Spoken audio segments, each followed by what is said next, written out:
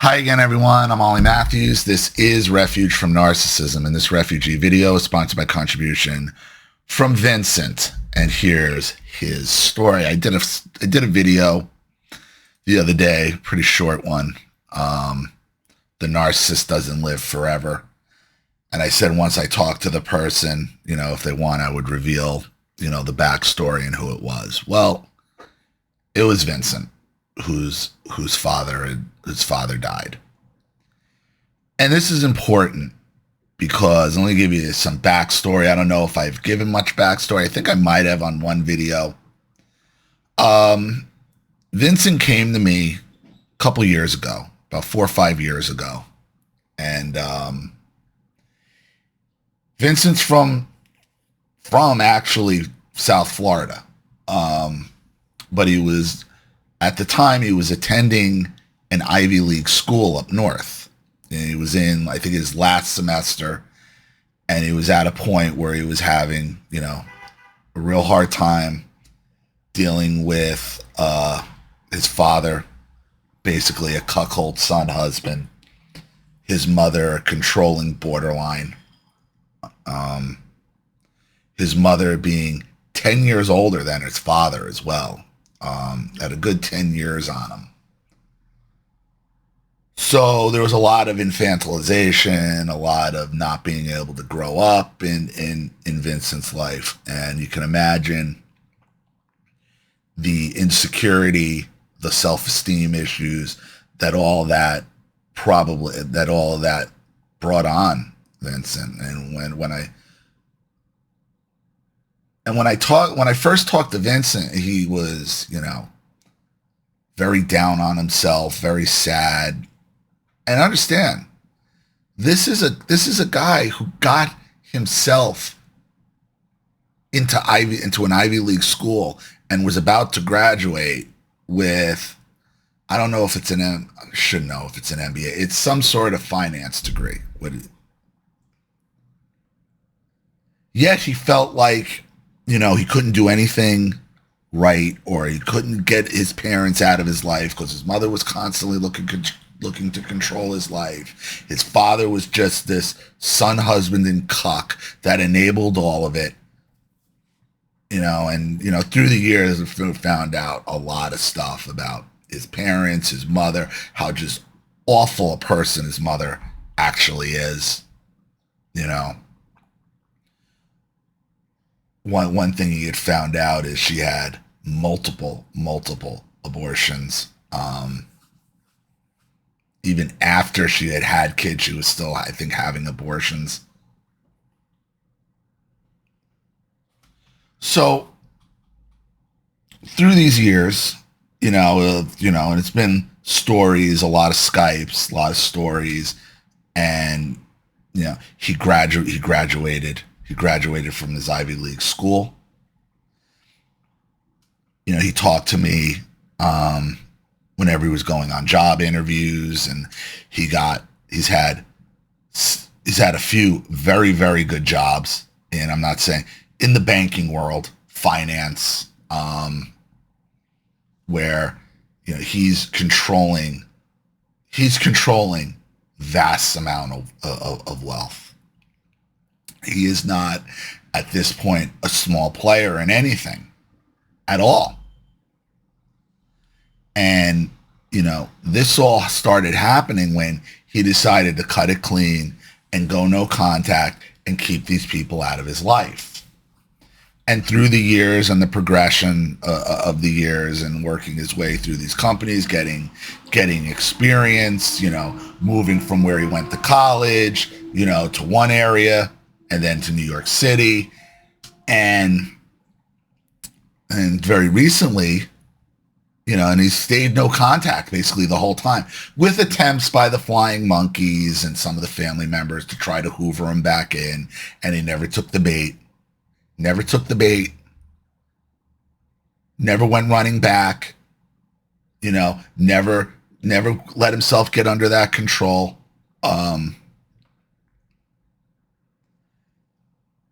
Was able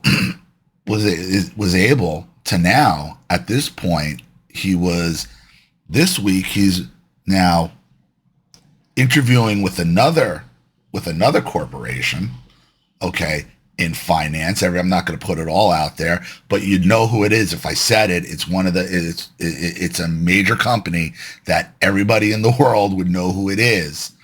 Okay, the company he's working for now, because New York City, he works from home. He can work remotely. So my point, like, well, why are you staying up in New York when there's better places to live? So he decided to relocate back to Florida, which he is doing as we speak this week.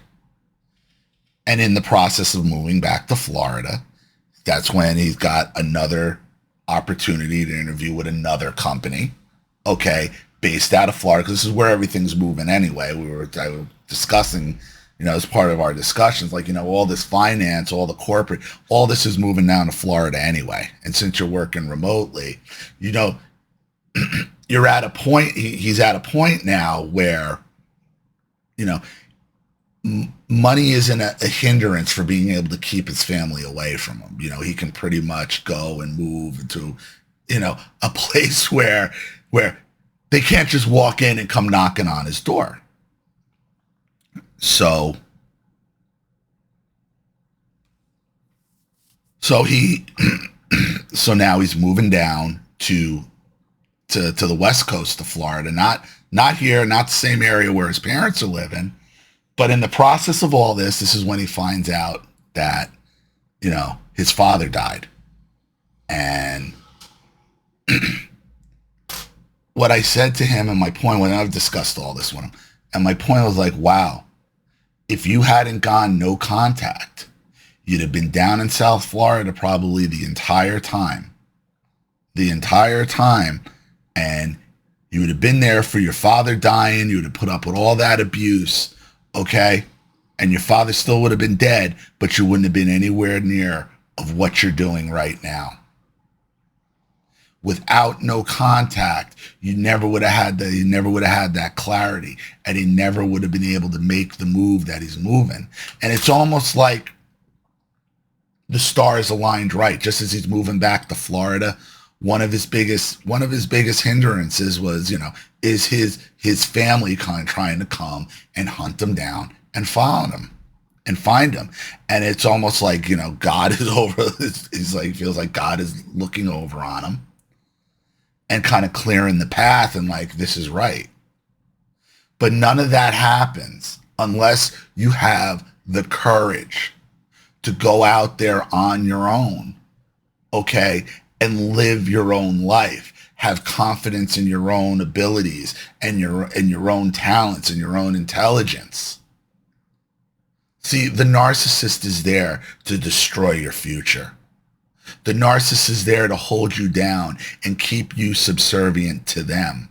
They don't want you going out and becoming independently wealthy, independent of them. And they sure don't want you to supersede them they don't want you to supersede them in your success. They don't.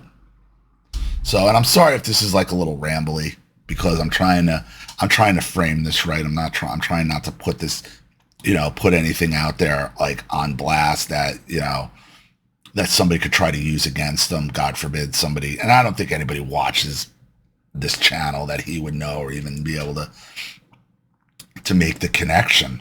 But that's for him. But he wanted to talk about it. He wanted to talk about it. He wanted to put it out there. And the funny thing is, I found out things about him that I didn't even know. That he had apparently he had written a book on something years ago and self-published it. And a few months ago, a literary agent called him or contacted him and says, "I think we could sell this, and I want to be your agent. Like, I think we can really do something with this book." And she's been working with him. She's been taking it to some like a book symposium over in overseas as well. And there's a lot of interest, and there's a lot of interest. And this is just something he did, as he said, as a labor of love. Never even thought anything of it, never thought it would go anywhere. And I just talked to him yesterday, and I found out he had gone into the spam folder of an old email account that he was using when he wrote the book. And it turns out he had other people trying to get a hold of him about this book. Hey, we can do something with this. And it's legit people. It's not, those spam emails you get. I know from running a channel, you get a ton of spam emails of people promising you that this is the real deal for him. So, like, the narcissist, like, doesn't even let you, like, you don't even realize your own talents because of their abuse. And until you go no contact, you don't even think about it. Now, the book thing, he got contacted. He probably would have been contacted whether he was home or not. Whether or not he would have saw the emails or not, or been in the right frame of mind to even accept it or believe it, probably not. But nothing good happens until you go no contact. Nothing. And again, I know this video is a little garbled. I'm not sure where I'm going with it, but it's an important lesson. It really is. Because, and I feel it's important because Vincent does a lot for the channel. He does a lot for the subscribers. And he's at that point now where he's dealing with, well, now you kind of get the range of emotions. Not going to the funeral, obviously. Okay. But now you're dealing with the reality of one of your abusers, one of the people that put you in this frame of mind is now gone. And it is just so weird. Just as he's moving back to Florida, the same week he's moving, okay, his father died. So he was going to end up in Florida one way or another. But with no contact, he gets to come home happy instead of coming home a slave. That's the difference of going home that's the difference between going no contact and staying in the situation, because his life took a radically different change for the better. And understand something. This was a guy who'd already gotten himself through basically 3.5 years of an Ivy League school with no problems. And he still couldn't see it at the time of how talented he was, how special he was, how unique he was, that he's doing something that 99% of the world can't do. He's working a job that, like, there's one job that he does in every one of these major corporations, what he's doing, maybe a couple. There's very few people doing what he's doing, handling what he's handling. Yet, if he hadn't gone no contact, he'd probably be sitting in South Florida in his parents' house, okay, like an infantilized adult, instead of being ready to conquer the world. That's what no contact will bring you. The ability to conquer the world over being locked away and made a friggin' manservant the rest of your life. So, again, congratulations to Vincent.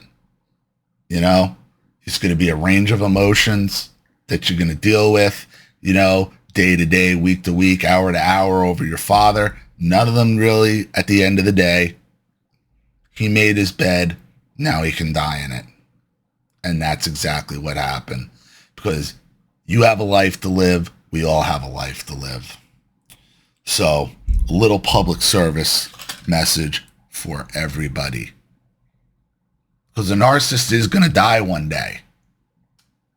The difference is, when they die, are you going to die with them? Does your future die with the narcissist? Because that's what happens. Your future dies with the narcissist if you don't go no contact. It's as simple as I could say it. So thank you, Vincent, for all your contributions and your support and for helping everyone else, and congratulations. Thank you to everybody watching. Please leave any opinions or advice in the comment section below. And again, if you want your story read on the channel, you have a topic you'd like me to cover, something you'd like me to expose, you'd like to set up a Skype phone call, have a private video made, you'd like to sponsor a video like this for someone who needs help and can't afford it, or just make a contribution to the channel in general to keep it supported, growing, and successful, because this channel survives 100% on contributions from all of you. Without you guys, all of this goes away. So if you like what you see here and you want to see more videos like this, you know what to do with either the Cash App, Zelle, or PayPal links, and my email in the description box below. Also, please like and share this video wherever you can. Subscribe to my channel if you haven't, and be sure to click the subscription bell to be notified of all my video uploads. I'm Ollie Matthews. This has been Refuge from Narcissism. Take care.